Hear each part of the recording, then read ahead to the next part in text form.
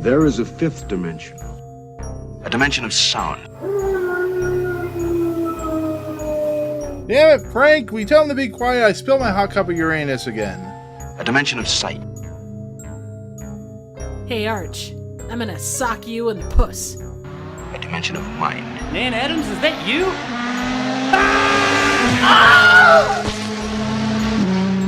Next stop, the Twilight Zone. What's going on, everyone? Welcome back to the Fifth Dimension of Twilight Zone podcast. I am your host, Nick, as always. We're back to talk Rod Serling's famous, credible, greatest thing he's ever done in his entire life. We're talking about it. It's called the Twilight Zone, of course. As always, we are on audio feeds as well as video feeds on my channel, but the audio feeds are on like Anchor and iCloud or iTunes or whatever that's called, Google Play, Amazon Music.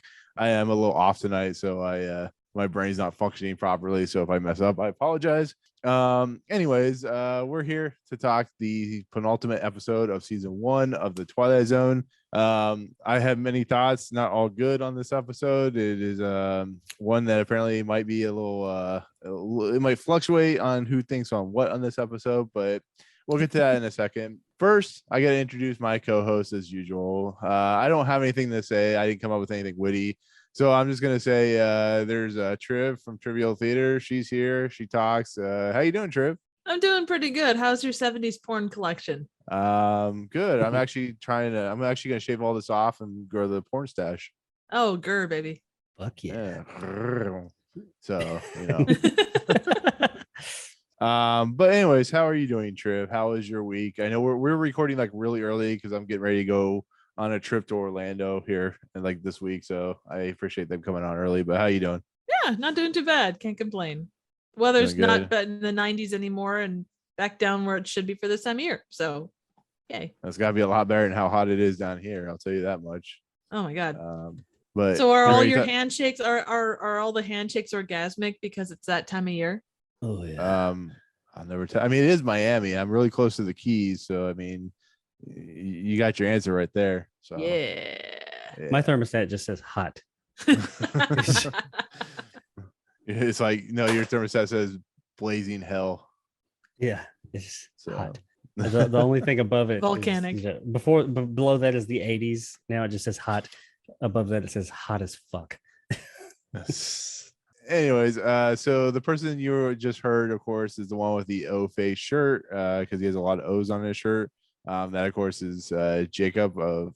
Nice. Oh, what is that from? Regular show. Yeah. Oh, I have not seen that show. Mordecai, and I can't think the other guy. Fuck, I can't remember. Reggie? I think is he a rat? No, not Reggie. Is he a raccoon? The raccoon is Mordecai. No, he's Mordecai. He's not an anal. Oh, is he? Okay. He's Mordecai. He's it starts with an R. I can't remember. Anyway, is he an anal raccoon? I don't know what it was on. Honestly, I can't remember. It's been a long time since I've seen it. It was Cartoon Network. It was on TV. It was on television. It aired, and it was a show. And they went, oh. Wow, lasted for 8 seasons. Holy cow. Their boss had like he was like a one of those gumball machine dispensers, and the big strong guy that they knew was named Skips, and he was like a Yeti looking thing that skipped everywhere he went, but he was like real big and buff.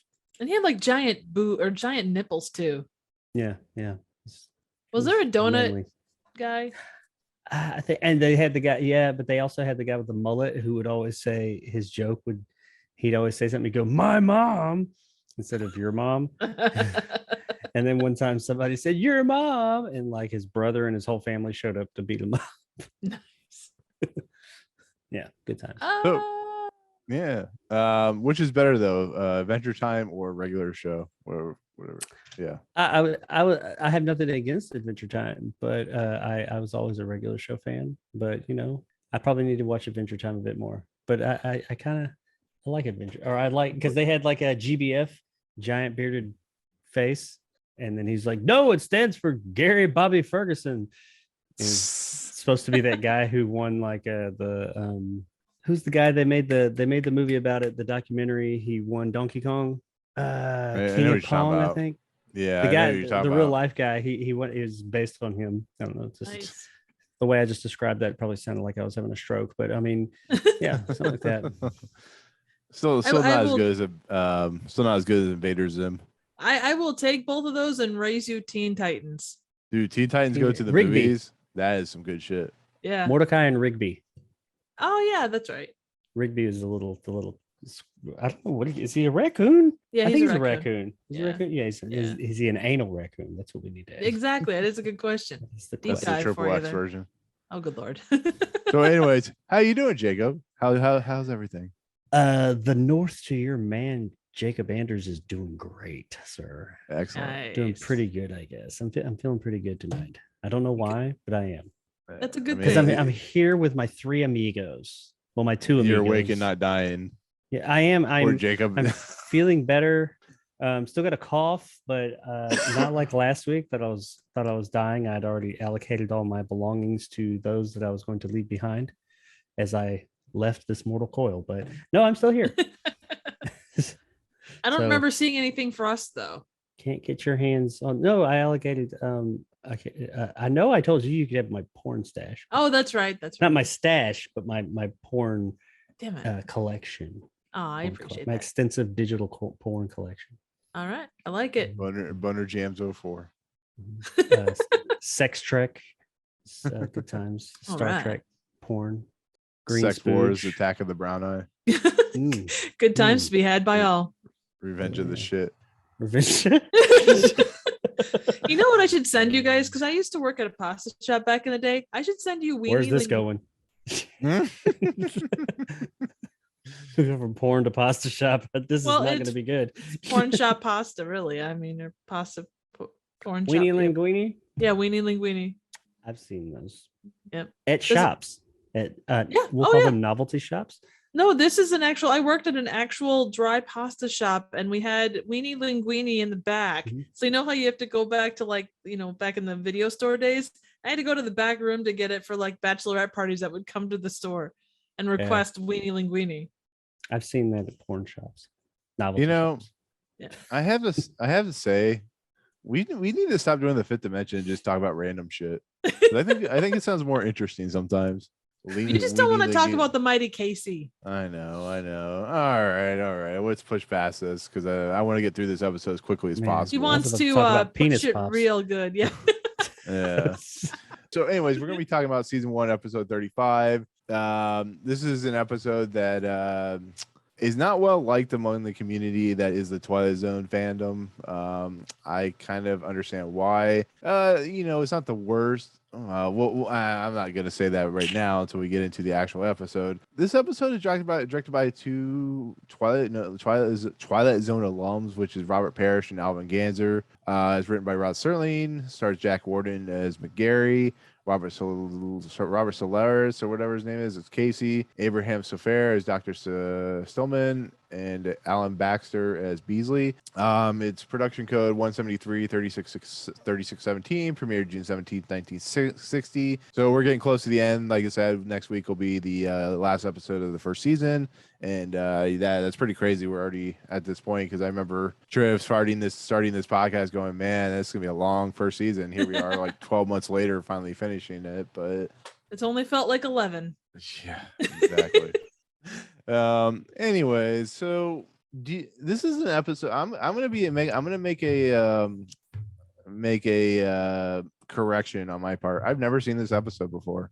Really? I've never. Oh. I mean, I knew of it, but I thought I had seen every episode. I've never seen this episode. Wow. And I think I know why. I think I'm glad I've never seen this episode. I know you guys have probably seen it, but I mean, this is not. There's no twist. There's not really a twist. I mean, we find out that the dude is a robot because it's actually, even Rod Serling in the preamble of last week's episode says we're going to talk about a robot catcher or pitcher or whatever. But Robot. you guys remember this episode Robot. at all? Robot. Yeah, we say robot and Roberts in this episode. So Yep.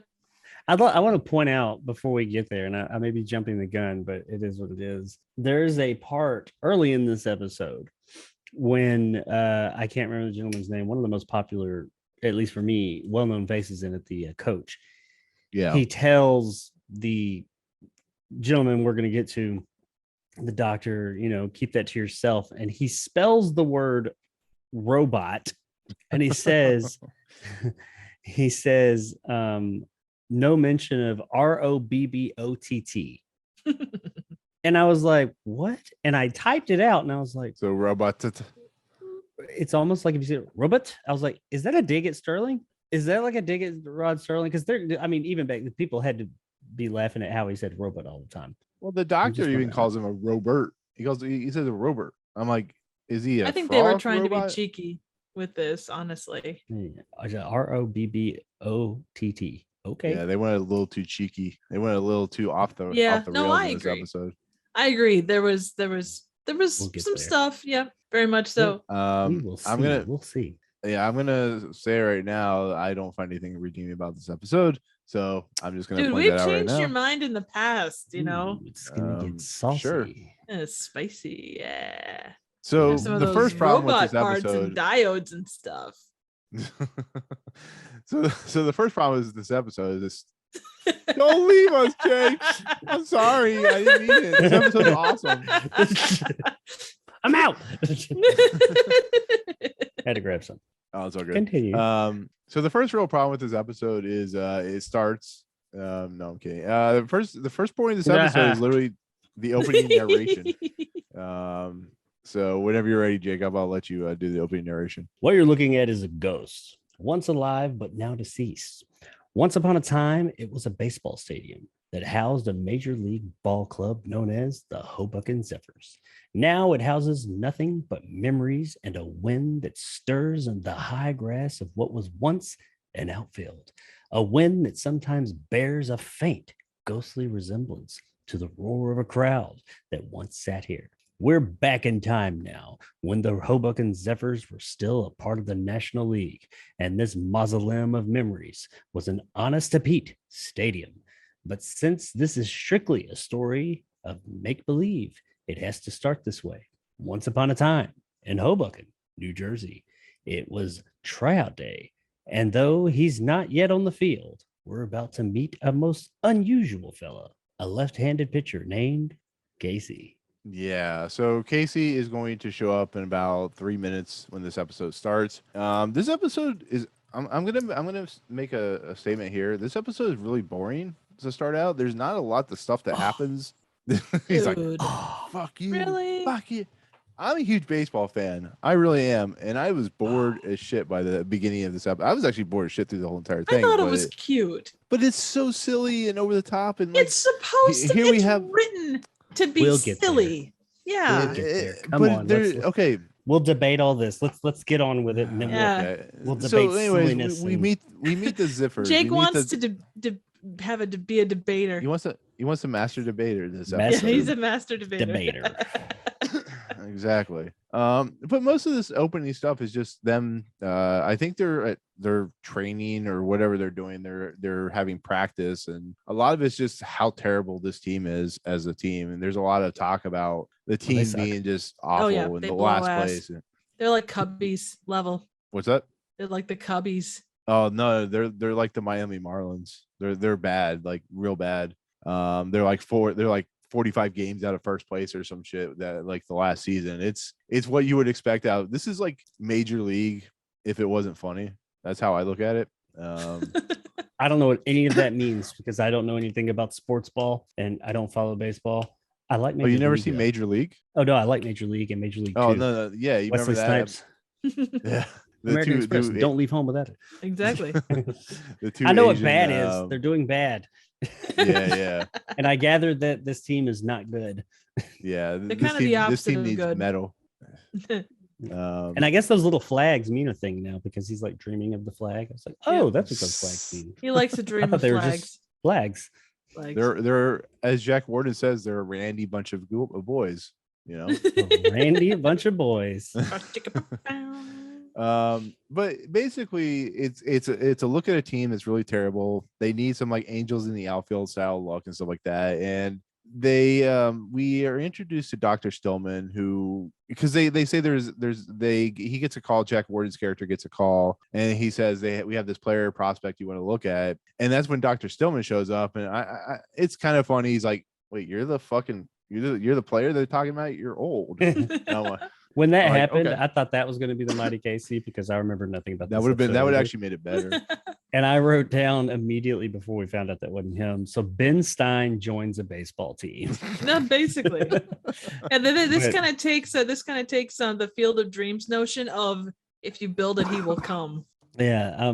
I like how he also says, we got a pitcher coming down. He was like, is he good? I was like, I don't know. As long as he's got more than one arm and less than four, That was, can't be any worse. I was like, so 3 arms is okay. yeah. Right Can you on. imagine what third arm he's pitching, you know? Oh, He's that's got a like hell of a 3 legs. swagger about him. But he's got a real hip action. But the thing that kind of bothers me about this episode is, well, this is one of the things that bothers me about this episode is Casey's introduced and he's just a normal looking dude, except he has like no personality. And at some point we learn that he's a robot or Robert, whatever you want to call him. And he's gone out to do, you know, I prefer training or whatever. synthetic human. Yes, he's a synthi, but he's basically allowed to go pitch. And of course, this is when we get the slide whistle for like a fastball and no, not a fastball, a slurve and Slow a ball. curveball. Yep. Yeah, slow ball and a curveball. And I love it because it's like this is what you came up with for the idea of what baseball sounds like is using slide whistles, which I guess it's done as in jest, maybe as a joke. It's the whole supposed to be a first comedy. bit. Yeah, well, yeah, it's absolutely supposed to be seen as goofy. It's like Mr. Beavis, but it's ramped up beyond. But Beavis. I got something a little bit out of Mr. Beavis, you know, as much as I didn't like that episode. I feel like they're trying too hard to be a comedy. Comedy sometimes doesn't need to try too hard to be a comedy. It needs to flow naturally. And I don't ever feel like this episode flows like that. And it's like with the stuff with Casey, it's like the slide whistle and the fact that like we know he's not, as the actor himself can't throw 90-mile, 100-mile fastballs and stuff like that. So he's, you know, every time he throws the ball, they cut away into the reaction of the coach shots. and Yeah. which is like really yeah, they're doing Like that. it's- Slide whistle. And It's the like batter's sitting there like swinging 100 times. Something's not been there. yeah, there's smoke coming out of the gloves. It's like it feels like Oh, a that was Dr. great. Demento sketch, you know. But consider the Um, time. Look at, and again, I know I say Exactly. this a lot Yeah, on it's these very episodes, dated. but it's not dated. It's still cute. Like I laughed wasn't my dated ass for off them. at Oh that no, first no. That's how It feels like- comedy was then. Yeah. But I You don't look- know. I mean, Go ahead. you look at the time, you know, and I get it, but it's slapstick. I mean, that is essentially it's not slapstick. It's a variation on slapstick, really. You know, it's using those things of the time. I mean, it's Lucy, it's, you know, it's the Carol Burnett show, it's any of that stuff. And because they probably didn't have a guy that could do those kind of things, or they didn't have the way to do those effects, the way to get across what it was the slide whistle. I thought, well, I'll save that for the end. We'll talk. Well, I'll save my thoughts on that particular thing till the end. Well, no, but it's like the thing about I Love Lucy or anything of the time, you know, whatever 60s and the Nutty Professor and stuff like that, I always feel like there's a naturality to the comedy that's being portrayed. I feel like the problem with this is is 24 minutes, so they have to be quick about their comedy. But I also feel like that they're, like I said, they're trying too hard. It feels like Rod Serling loves baseball. He loves the idea of a comedy and a baseball. And like I said, this is based off a poem as well. And I don't know. I never got on board. But anyways, It's Go ahead. the only thing, and we'll get more of my thoughts in a little bit, but it's just missing a laugh track. Yeah. It's Yeah, like those yeah. shows. If you ever watch, like even the shows of today, the studio audience shows that we have today, when they take the laugh track away from them, they're terrible. they're like, oh my God, this is so awkward. It's like that. It's one of those shows. It's a studio audience sitcom with no laugh track. Yeah. That's all it is. I feel like if you added a laugh track to this show, like I Love Lucy or Gilligan's Island have one? I don't know. But I don't think so.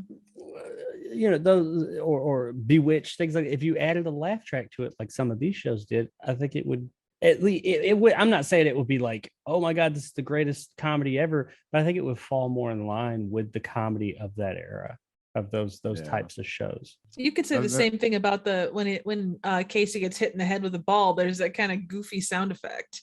Like it's kind of a weird. bong. Doink. You Yeah, need to have like the exactly. ha ha ha ha, ha, while the Yep. people laughing about it. Exactly. well, I don't And like the know funny if you guys looks of it. watched Well, I was gonna say I don't know if you guys watch Friends at all, but they someone did a thing where they took the laugh track of everything that Ross Geller's character does in like 3 or 4 minutes of episodes or whatever, and it's actually very disturbing. Like if the laugh track Yeah. wasn't there, it almost seems like he's like a deranged serial rapist killer. It's so weird. It kind of is. Well, in those shows' defense, I will say when they are, if it is like an actual studio audience, or even if they're playing it for like a laugh track, they leave time.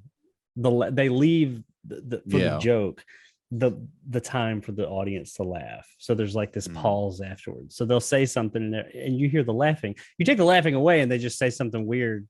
And it's just like nothing, crickets, and it's like, what the fuck are you looking at? I think that's what we were kind of getting here with Casey the whole time. He'd do something. Yeah. So. Well, and it's just kind of weird. Yeah. But I forgot to mention, he actually shakes Jack Warden's hand, and Jack Warden starts having an orgasm. Yeah, like, oh, totally does. Oh my god! I wrote here. I haven't put Casey's hand as apparently orgasmic because before he was even done, because he goes on for a minute or so, he's I think it's supposed to be hurting. Yeah, but that's like a good hurt. That's a good hurt.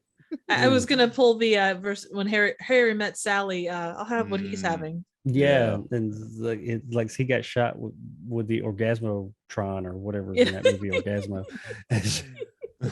But after the pitching of Casey, Jack Warden's like super excited. He goes and calls Beasley or whatever his name is, the GM, and he's like, sign me up, give him a contract, get him he's gonna pitch for us, blah blah blah blah blah.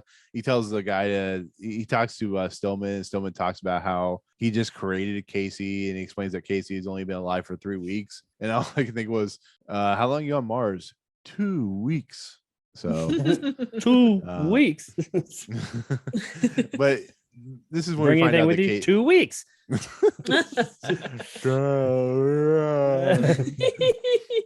But Casey basically is revealed as a robot. He's Wade. Sorry, I'll get to Mars. Get your ass to Mars. See you at the party, Richter. Oh, the best. That's the best. See you at the party, Richter. No, shit. Okay, I'll stop. So Twilight Zone, McGarry actually tells Casey to go change his clothes because apparently he likes to see robots change their clothes. He calls the GM, tells him to draw up a contract, and then he smiles at the invisible pennant flag that he's never going to win. We know why he wanted him to change his clothes, because he wanted to know if he was anatomically correct, just like he wanted to know if the female robot in the episode he was previously in with a humanoid robot, The Lonely, my first episode, by the way, FYI, was anatomically correct as well. But we know that in that 6-month period that they were all alone that we didn't see on the show, he found out if she was anatomically. Well, yeah. So we've come to the conclusion. She comes with attachments like a special turbo space wand. A shot in the face at the end. Yeah. So we come to the conclusion, Jack Warden. She got shot in the face several times before that. It's the last time was too much for her to bear. So you're telling me it was a very sticky affair? Yeah. Oh yeah. She's cleaning out her gears. Well, that was a sticky situation. Yeah. Can we talk about how Jack Warden apparently likes robots? He's very much in love with robots. Yeah. He wants people to change their clothes, and he gets orgasms when they shake their hands. And he's on a moon. He's on an asteroid with oxygen and gravity and sunlight. Not lonely anymore. But that's the act break. So what do you guys think of this? Well, he was all about the left hand too. Yeah, because they mentioned he's a left-handed pitcher. I'm sure he pitches with his left hand all the time. Yeah, pitches cradles and balls with his left hand. Oh yeah, he's really good with that slow ball. Oh yeah. This episode is not safe for work, people. Nope, not even remotely. So is any episode we could do Muppet Babies and it wouldn't be safe for work. This is true. But anyways, that's the end of the act. What do you guys think of the episode? Well, all I could think is when I'm sorry to cut you off, Trip, or you hadn't started, but sorry to go first. But Oh, gentlemen first, please. But I just wanted to get this out because I know we kind of glazed over it.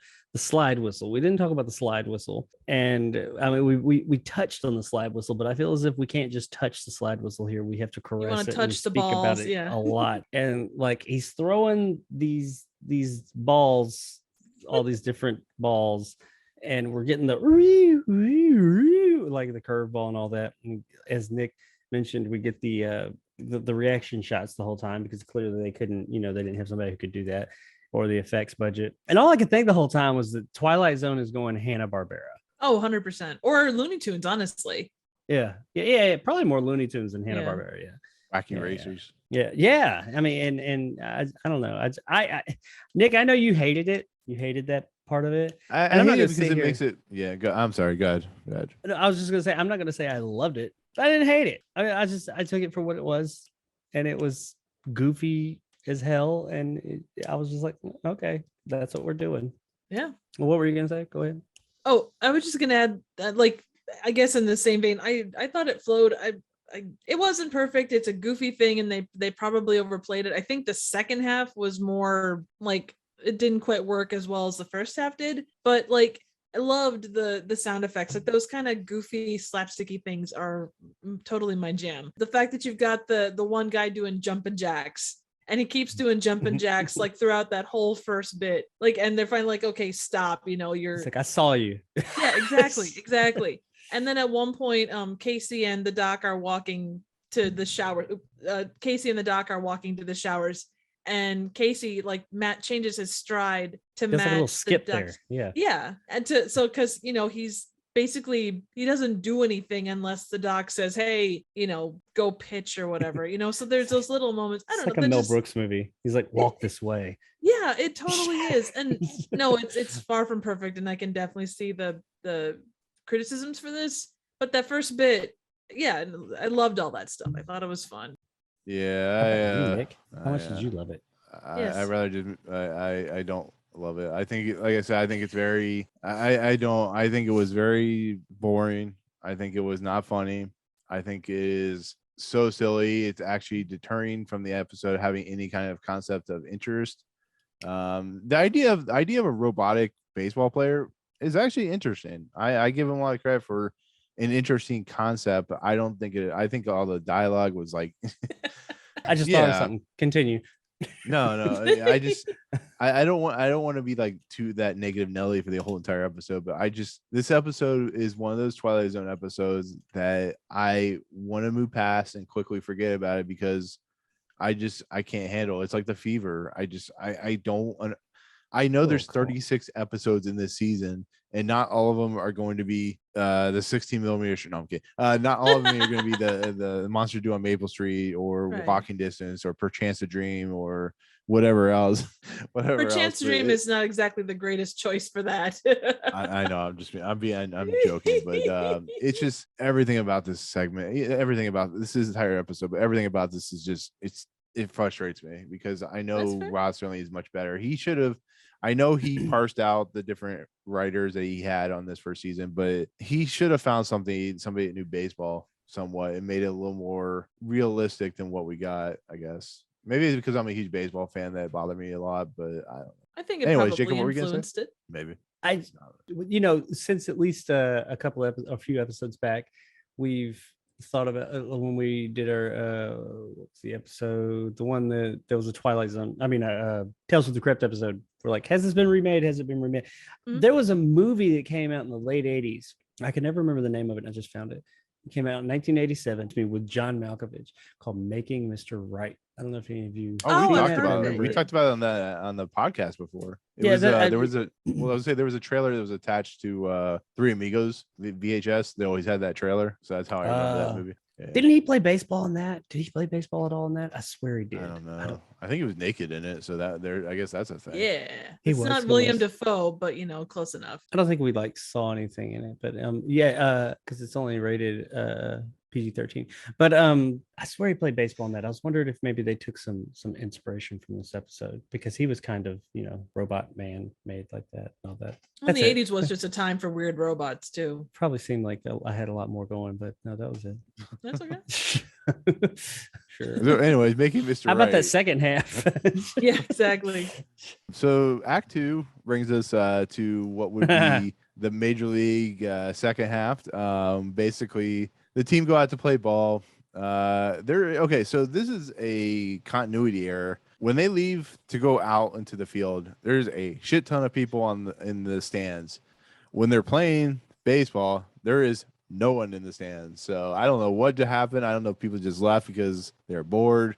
They were like, I'm in a terrible episode. I don't know what happened, but They went to get refreshments. Yeah, they had all had to hit the bathroom at the same time. no, Yeah. they get that. I remember reading quarter- on that. Give me a 2nd Uh-huh. here. I'll look it up. The So palm tree thing. oh, okay. So it was filmed at Wrigley Field in Los Angeles, home to a minor league LA team.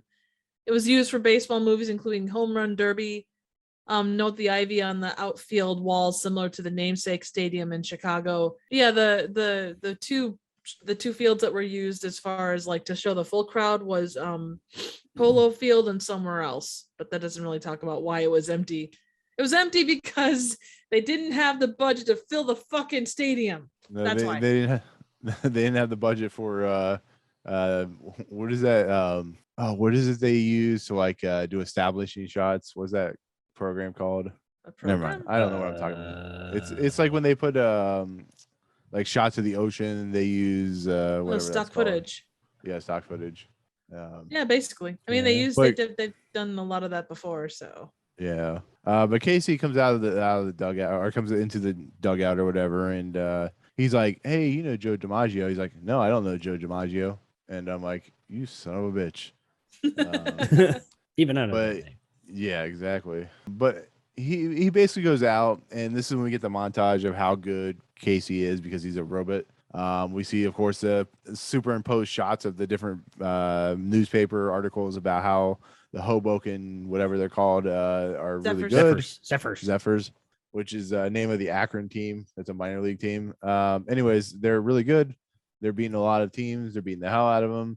And then Casey gets hit in the face with a ball. He gets hit in the ball with the face. I don't. He gets beamed. Casey beamed.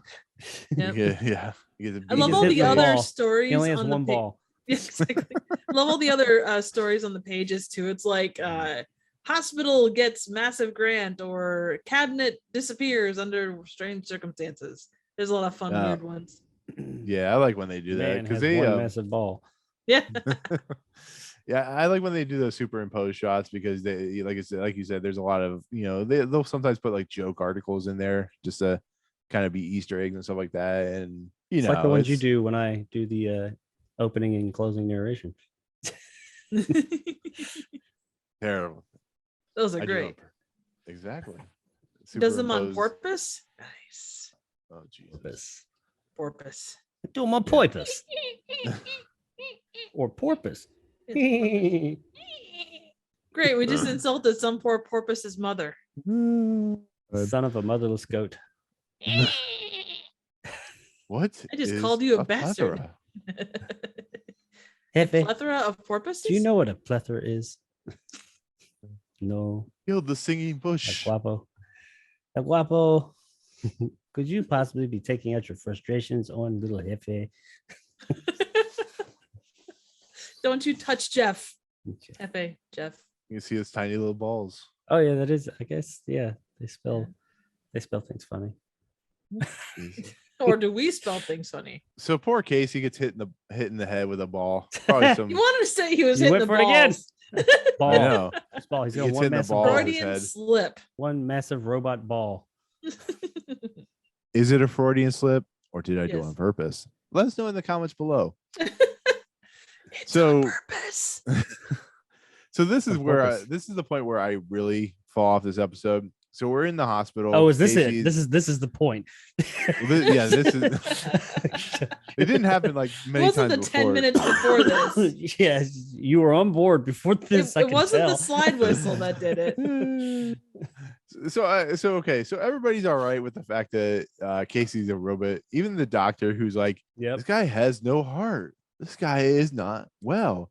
This guy is not alive. And And you know, their reasoning, everybody, he's just like, oh, he's a robot. Well, duh. It's like, Really? Yeah. Well, let's go talk to the head of the major league. Yeah. Even the guy that head of the major league's like, man, give him a heart. Sure, man. Whatever. He's a robot. I'm like, what fucking world do we live in where a robot is normal? That Dude, I kind of love robot, at least. Yeah, And the oil exactly. can above his bed. Yeah. Oh, that What was that amazing. about?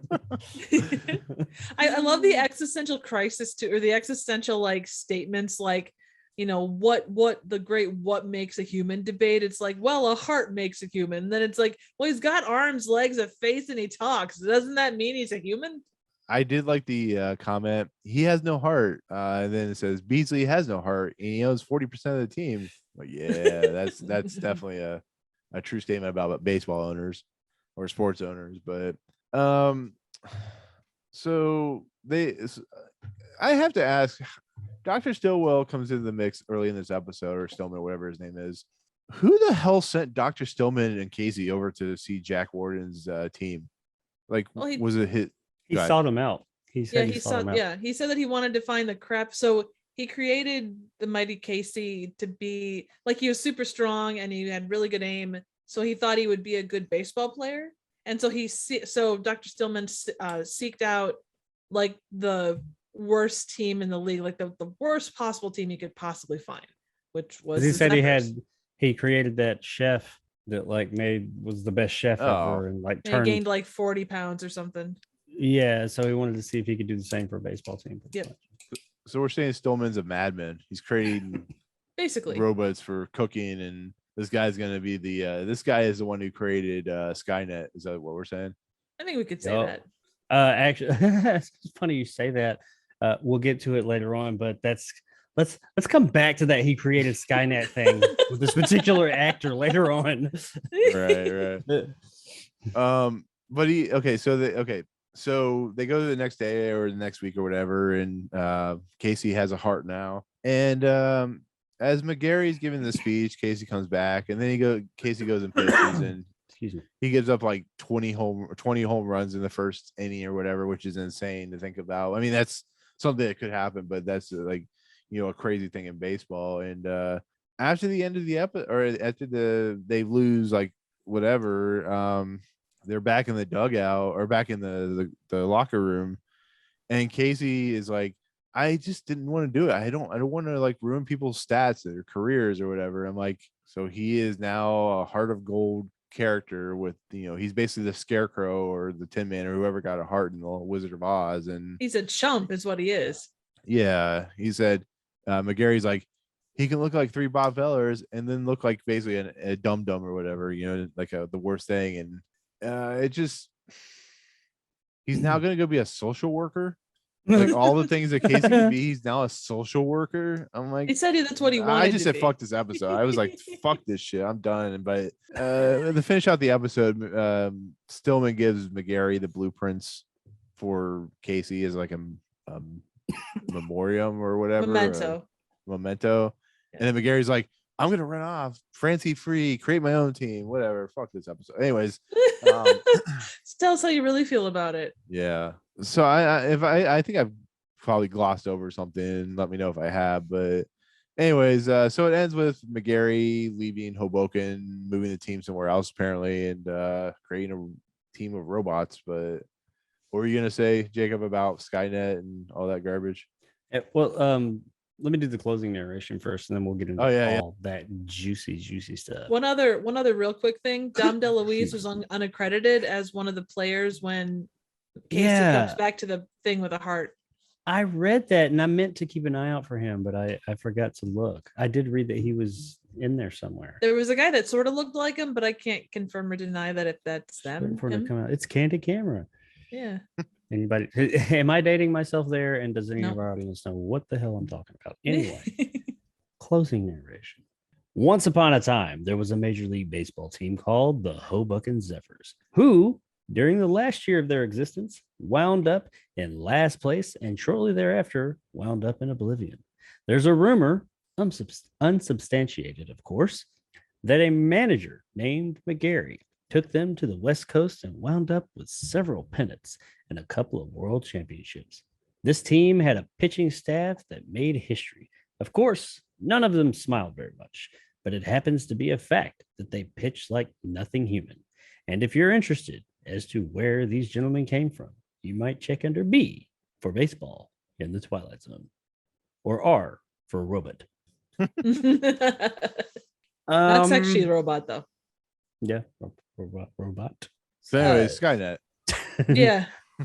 Okay, yeah, let's take it back there. I'm sure Triv saw this as well, and you may have, Nick, but I'm just going to read this passage and then we can discuss. Robert Sorrells, the gentleman who played Casey, apparently. Okay, Robert Sorrells, who plays Casey, became a reclusive heavy drinker in his later years. On July 24th, 2004, he walked into the Regency Lounge, a Simi Valley bar, on July 24th, 2004, and shot 2 customers, killing one. He was caught 3 blocks away by police, was arrested for murder, and spent the rest of his life in prison in Vacaville, California. He died there in July 2019 at the age of 88, which means he was either 71 or 72 when he went in there and shot these people. So yes, they created Skynet, and Skynet decided to go sentient in 2004 on July 24th. Yep. Killed some people in the park. What I don't the passage I read, that's all it said. It just said he went in there and shot these people. No why, no how, no what was going on. I didn't see anything more beyond that either. Yeah. I think he said it was drinking. Drinking can cause lots of problems. Yeah. I guess it wasn't a bar, so I mean, yeah. Kind of a dark twist, but well, that's not the only dark twist. The guy that was originally supposed to play McGarry did play him. Oh yeah, he did. He played him all the way through, and then he found out that he had coronary related problems, and he was on his way out. And so Serling, since this was supposed to be a light episode, didn't want like his death to be associated with this because he was pretty near the end. So didn't he die the day after they finished filming? Yeah, I'm just looking. Or so he died like a couple of days after they finished filming. Days after the episode was completed. Oh no, he let's see. It wasn't until his coronary related death days after the episode was completed that it was realized he had been suffering poor health rather than reaction to drinking. Yeah, because they all thought he was drunk. Exactly. So they CBS refused to reshoot it. So Serling ponied up $27,000 to have Jack Warden replace him. So they reshot pretty much the whole episode. Bits of the episode, some scenes, not the whole thing. Everything that had that guy into that scene. Yeah. Which he was in most of the episode. Agreed. Yeah. Crazy. Which is crazy. And then the episode was based, as Nick said, off of a poem called Casey at the Bat, which was written in 1888 and later popularized by vaudeville renditions. This is also the lowest rated episode of the first season. And the first official recorded game of baseball took place in Hoboken, New Jersey in 1846. Makes sense. If you're gonna have a game of baseball, set it in Hoboken. Yeah, that's where I would. What a name for a town. Right. And you could have town like Miami. better than Hoboken. Yes. So we've been joking around through this episode. Like I said, I'm not gonna beat around the bush, as I've said before. I don't like this That's episode. What she Fuck said. this episode. Right. Beat the bush. What do you guys think of the episode overall? I mean, it's not. I can see what they were going for, and I know that you don't agree with me, Nick, but I did find that it had some really cute moments. And I know it's a dated type of a thing, but that slapsticky kind of fun, toony humor is up my alley. So there was a lot of this I liked. The second half kind of lost me. Like there was just pieces that were, it wasn't great. But I can see it for what it was. It's definitely not like top. It's definitely low ranked, and I can see why it is ranked as such. But I don't think it's. I'm not gonna say fuck it. So okay. I know I like how he's like, episode, Nick. What's that? I know you hated this episode. Yes. So I'm going to talk about it, but in order to do so, I need to put my porn stash on, so we know I'm serious. Oh, shit. This may actually be the best episode ever. Okay. So we know that I'm taking this totally seriously. Absolutely. Mhm. This episode was goofy as fuck, but I actually found it a little bit entertaining. It wasn't, I found it entertaining once I stopped looking at it as a Twilight Zone episode. As far as a Twilight Zone episode goes, it is like, no pun intended, out of left field. I mean, it's yeah, it's not a great Twilight Zone episode, but it is fine when it comes to just of that era, goofy ass, harmlessly goofy, somewhat entertaining mid-century comedy. I mean, your I Love Lucy's, your Mr. Ed's, your, those episodes of one of the, if this episode, changed some things here or there, was on one of those shows, I think it would have been fine. I don't think it would have ever been one of the greats, but I think people would have just been like, it's fine. You put it in the Twilight Zone, people fucking hate it because it's not very Twilight Zone. What's the big twist? It's just not. Everything that is solidified the Twilight Zone for what it is not here. This is just like a breather episode. It has nothing to do with Twilight Zone.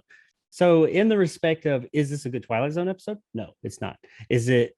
And I know people talk about how it's like one of, if not the most terrible episodes ever. I don't think that. I did actually enjoy this more than The Fever. I fucking hate The Fever.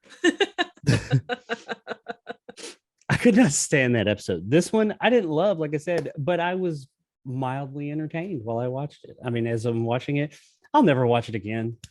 But if you sat down and said, what do you want to watch right now? The Fever or the Mighty Casey? I'm going to watch that Mighty Casey. The Fever or the Mighty Casey or The Four of Us Are Dying. Might still watch this one. This one was probably more entertaining, but I will at least say that The Four of Us Were Dying was more Twilight Zone. But like I said, take that out of it. Take the Twilight. I know we're watching the Twilight Zone. We're talking about the Twilight Zone. Take the Twilight Zone aspect out of it. It's not that bad. It's not great. I wasn't bored out of my mind. I was entertained enough. I didn't love it, but I didn't hate it. Agreed. I think that's a good way to see it. I thought it was, like I said, harmlessly goofy, somewhat entertaining mid-century comedy. And you can take Jake what it was. seriously because, Absolutely, mustache. you can Take that ridiculous thing off. See, now I'm not sure how to take you both seriously because you both have goatees going on. So Yeah, do but I just need to shave. That's my problem. Look past the go-to. I can't. Look Can past you take me the seriously? darkness of my soul. Exactly. Can you take me seriously without a mustache? No. I took it to Jerry for a long. Would that help? Yeah. So, the Mighty Casey. He was mighty. Him and his orgasmic hand. Yeah. There are some who call him mighty. His legend goes on today. He's probably got those attachments like Charles Dance's character in Space Truckers, where he's like, hang on. Was it Mr. I go in the inner space? Yeah. Yeah, oh shit. Okay. Sir so, Casey has gone from suck to blow. there's something coming out of his whistle. So anyways, okay, so Each finger is a different thing. exactly. So Trev, did you have anything more you want to say on the episode? I know Jacob had a few things to say, but Ribbed for your pleasure. okay, so with that said, let's go ahead and head into the Twilight Zone list, which is the list that nobody can ever copulate or whatever. We'll just say copulate for now. Copulate? That's right. Copy. Oh, okay. You know what? I can't bet you copy the it late. Hoboken Copy team it. moved to Middlesex for intercourse. For intercourse? Or Iowa. Nah, it's boring there. You don't want to go there. Places with funny names. There's a place here in Alabama above Birmingham called Tittiesville. Oh, dude, there's a ball town in Dickeyville by a place that I once lived. Like, and the joke was always any comedian that would come to town and be like, "Hey, you know what? Balltown is slightly north of Dickeyville." They can come visit. Yes, they can Christmas. come early and often. They can come visit Christmas, Florida. A good friend of mine's wife, her first husband, she was married to, his last name was Ball. So her last name obviously was Ball, but his first name, no shit. And this wasn't a married in thing. His last name was Ball and his first name was Harry. Oh God. His parents there hated him. there was a person here that was Fonda Dix, Dix. Was her first name Maya? No, Fonda. Her name was Fonda. He's Fonda Dix. Yes. Oh, anyways, so we're putting this at number 35, right? Well, you need to have some discussion about it first. Put up the fucking list. Yeah, Oh, let's I see didn't the know. fucking list. Oh shit! I probably should send that to you. Put up the shouldn't fucking list, you dork. Come on, jerky. Put up the fucking list. That's right. Sure. Or How put about you on the- lexicon stuff? You guys come up with, I got Honest to Pete. I'm sure like that hit me. I kind of liked it. That one was good. The only one I had, and I know Nick, you mentioned this. I didn't know what Bob Feller was, like 3 Bob Fellers. Yeah, he was a. Like dude was I know he's a dude was a famous baseball freaking player. baller. Yeah, Is he's. that a I think baseball he played for Cleveland. Cleveland? He so of 100 greatest players, he's ranked 36. He had all kinds of no-hitter, I don't know if it's seasons or games, but dude was like fucking amazing. Yes, he was. Yes, So. he was. You know, I think it should go right below the Lonely No, because no. This one. Okay. In all honesty, I would put this below. Where's everybody above 16mm Shrine? he's really giving I this w- some fun. I would put it last, but I will give a little bit of leeway. Oh, thank you for being so magnanimous about this. Thanks, try. thanks for that. Have you not seen my? Have you not seen my screen cap? Keep moving forward. True. Very true. I'll I'm stop surprised you doing didn't do a ranking of the worst moments of this episode, being that you like ranking All so of it. much. All of it. Number 100. You're so stupid. that. So, did you like it more than Walking Distance?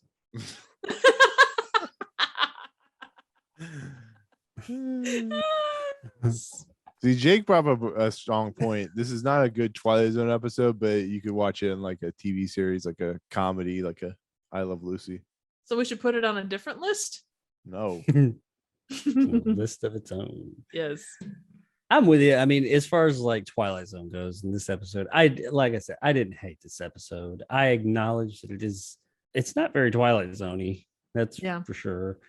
for the I robots. don't think it's as bad as the fever is just bad. Like not just, oh, it's bad for Twilight Zone. It's just fucking bad. It's bad for this one. You can at least say, like you said, and like I had said, you could take it out of Twilight Zone and just say, hey, this is 1960s, I guess technically early 60s TV fluff, and it's fine. It's okay, sure, it's what it is. But it is better than the fever. The Four of Us Are Dying. It's better. I'd rather watch it than the Four of Us Are Dying is much more Twilight Zone, but man, I can't get behind that one. 16mm Shrine was just kind of boring to me. Where is everybody? That's the It's very the first episode That's out the one gate. of the first. Yeah, that's one of the early ones. That's one's why I said pretty I would put it boring. right below it, just for the fact that Where's Everybody's not a terrible episode. It's just it's It's a The very first, it's a primitive. pilot. Yeah. I'm surprised I went with that as a pilot, but But is this episode worse than Judgment Night? Judgment Night. Which one was that? Judgment Night was the guy was the or a passenger on a vessel, and it turned out that Oh, yeah, his We yeah, can't vessel have them. yeah, We got can't have them bomb drink retarded. tea in this episode. Yeah, exactly. That Ah. actually was kind of a cool piece of trivia, like very indicative of the times. Yeah, but that episode was a fucking mess. It was. You're right. That episode was. I mean, this messy episode's a as mess shit. too. So Oh, come. it wasn't messy. it's It not had a a lot mess. of downfalls, but it's hardly messy. You can Like, say there's if a you lot want to of- say it's boring, that's fine. But you like Triv's get. You can't say it's cohesive. I mean, Yeah. it starts. It tells its story regardless of if it's good or not. I mean, it's not messy. Judgment Night was a fucking mess. You get to the end and you're kind of like, well, Yeah. but not like, oh wow, that's so deep. It's like, no, that's a fucking, but the fucking mess. it's too bad you weren't a co-host on that episode, because that was like those episode right before you came on board. I would have loved to see you talk about that. It probably would have been last place for a while. I think it was actually. No, Fever. 16 millimeter 16 triangles. millimeter was yeah. bottom. No, I didn't like it more than Long Live Walter Jameson. That one had issues too, closer to the end, but I like that episode more. So I am with you that we're in that bottom five. It's in the bottom five. I hate to say that because I know that everybody talks so terribly about this episode. I don't think it was terrible. I just don't think it was a good Twilight Zone episode. Right. Well, the And I biggest don't thing think is that that it fell into, it's like you make an excellent, or you make the middle of the road cake, but it's a brownie competition. And it doesn't qualify as a great analogy right there. I like it. Thank you. I'm kind of hungry for brownies.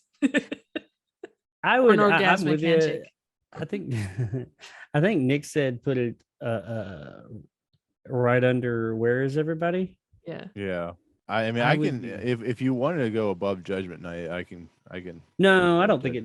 Well, what Judgment? I would say I'm put right it in above there. Judgment Night just because of the cohesiveness of it. Yeah, that's where I was leaning. I wouldn't go above Long Live Walter Jameson for sure, No. but I do think that there is quite the parity and or not a lot of. There's a big gap between 29 and 30 quality wise right now. Yeah. There's a big gap, and I think this fits in that gap. But I mean, if I know Nick hated this episode so much, so if we had to drop it down one, I'd be willing to talk about it. But that's where I'm right there between 29 and 30 right now. I feel like Nick made a lot of concessions for us for like Mr. Beavis and the After Hours. I'm okay giving him this one since he hates it so much. Like if we put it. No. It's a consensus. It's not what I feel. I don't care.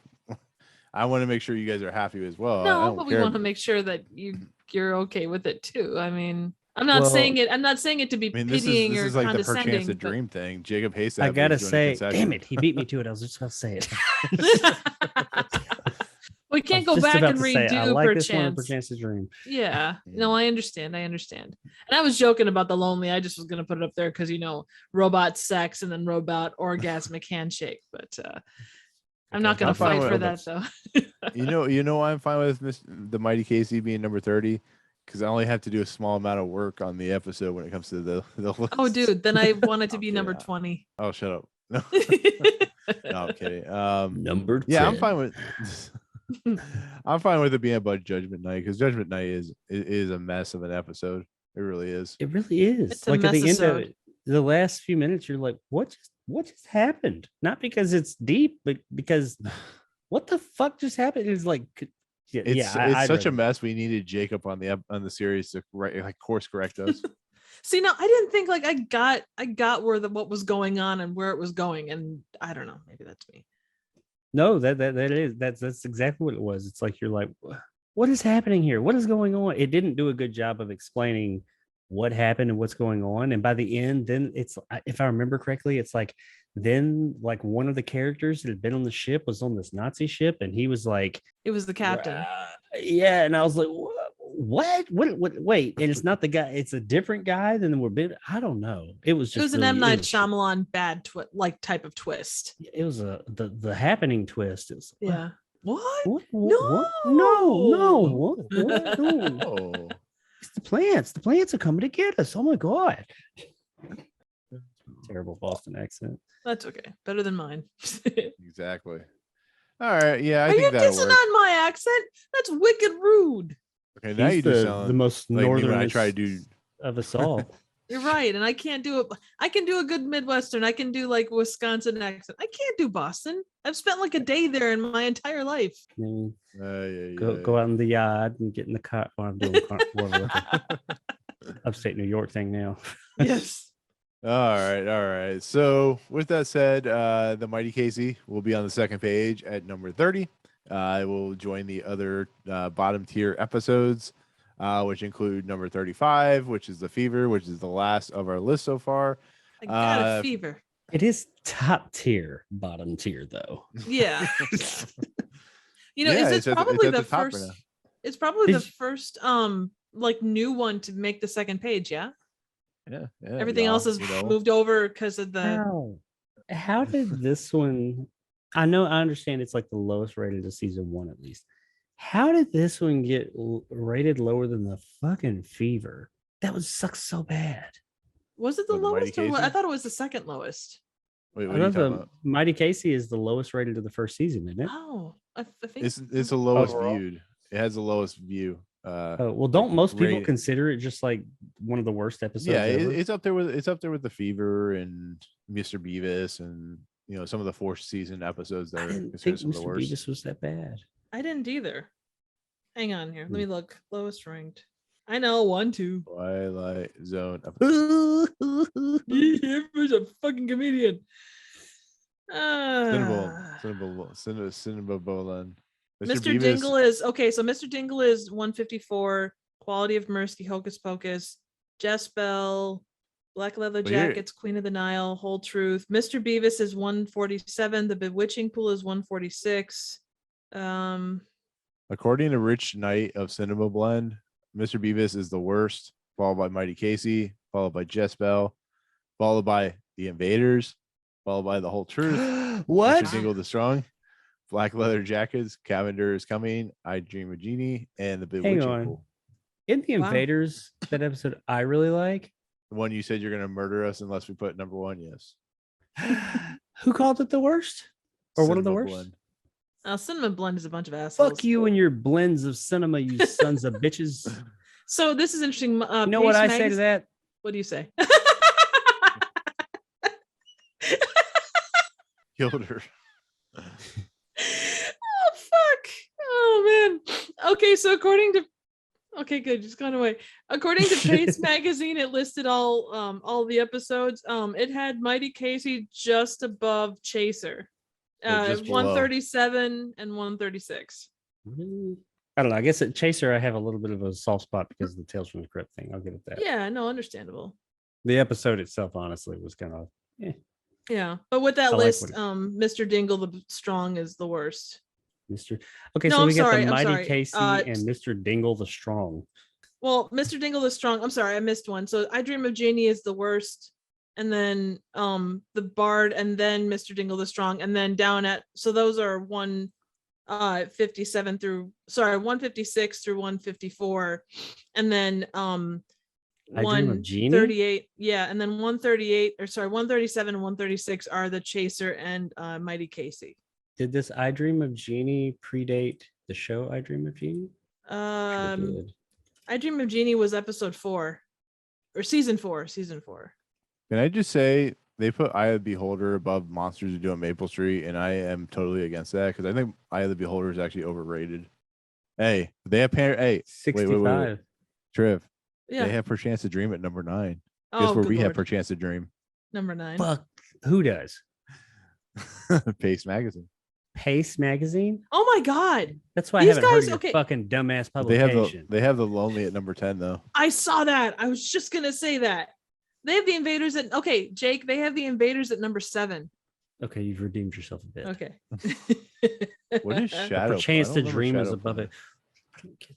Perchance to Dream. What the fuck? I hate that.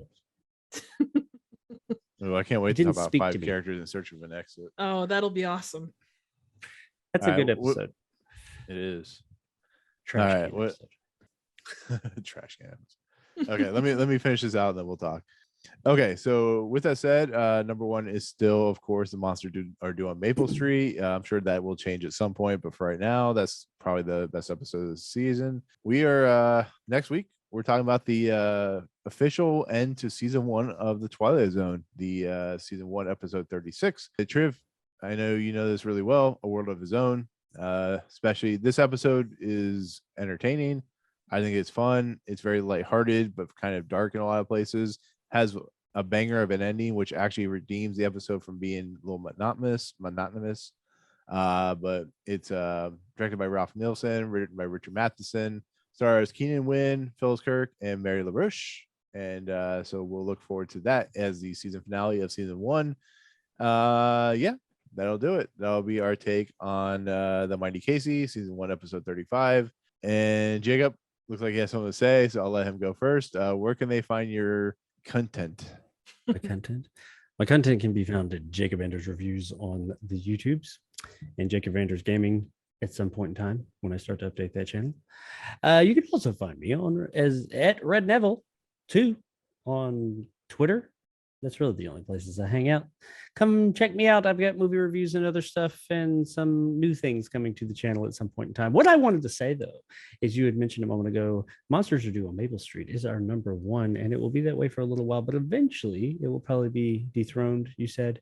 And I just wanted to put a time on that and say it's probably going to be in about the next 16 to 17 weeks, FYI. Just throwing that out there. Just if I had to guess. Oh my God. Well, there could be other things too between here and there. Who knows? We changed minds on Mr. Beavis, so who knows what the hell's going to happen in the next 16 to 17 weeks. I have to say this is a 3-week stretch where we have the Howling Man, Eye of the Beholder, Nick of Time as the 3 episodes in a row. So season 2 should be a banger of a season. Oh yeah. So well, with season you 2 is by kind the of when the side, how show can it came not into be its a own, banger? I think. Yeah. Agreed. Anyway, so Triv, if they want to continue to find the annals of your podcast and trivial content and raccoons, where can they find that stuff at? You can find me here on YouTube at Trivial Theater. Theater's always open, got popcorn, got seats. Try to cut back on the anal raccoons because they were kind of starting to take over. They also started breeding with other things in the theater, and those things are not good. Anyway. Now she's got anal squirrels. Oh God. And anal things called and next anal frogs. Squirrel coons. Yeah, it's like the 10 plagues of Egypt. Only they're anal. 10 anal plagues of Egypt. Oh God, it's terrible. But if you want some anal content, I'm actually doing my first attempt at a video game review. Kind of, sort of, that's maybe. your first attempt at anal. Is that true? Plumbers Can't Wear Ties, which is a notoriously weird full video. Sexy. That too, yeah. Full kind of video game thing. I collabed on it. So stop by when this drops. That'll be up and should be interesting if nothing else. You can also find me on Twitter at Trivial Theater. I'm really looking forward to that because I love me some full motion video, as people that frequent my channel know. And Plumbers Don't Wear Ties is one I have not myself been able to play, but I know it's a notoriously, it's goofy as say hell. Notorious full motion. It's full video. It's full still. Well, it's not actually still video, something. FSV. I think people still put it in the FMV. Oh man, it's got to be better. It's got to be more entertaining than that. But it's pretty funny. I think they still put it in the FMV category, even though it's stills, but still, whatever. Yeah. Whatever. Yeah, still. I'm looking forward to that. I need that to come out. I need that in my life now. Well, hopefully, if my computer doesn't explode tomorrow or Tuesday. So, well, looking forward to it. Yes. Excellent. All right. So with that said, you can find my content on, of course, Movie Emporium. I think I have something coming soon. I am doing the Men spoiler review here at some point when this episode posts. Men. Might be men. We're men. We're men in tights. Exactly. As Triv continues saying, you can also find us in audio forms of iTunes and Anchor and SoundCloud and Poontang Cast. I don't know. Google Play. Wow. We're not on Pornhub yet, but we're hoping to get there soon. We're on Cornhub though. But anyways, go there, rate, subscribe. You can listen to us in high quality format. So with that said, for myself, Triv, and of course Jacob, we'll see you guys next time in the Anal Twilight Zone podcast, 5th Dimension. Peace out. Grab yourself some of those orgasmic handshakes. Au revoir. Guy with a giant bat and lots of balls. And an orgasmic hand. Yeah. Yeah, we'll talk about that. We'll talk about some orgasm. I was just thinking about the. Oh my God! I was thinking about the constant like arm rubbing. Yeah. Slide whistle. Here's his curveball. Oh, it was late. All right, you guys ready? Yep. Ready as I'm gonna be. Nick as always. Here's Nick as always. Mullets and porn. Let's get it. That's right. Movie Emporium. Remember, it's Twilight Zone podcast, 5th Dimension, not Movie Emporium. Yes. That's right. Couldn't help it. I'm sorry.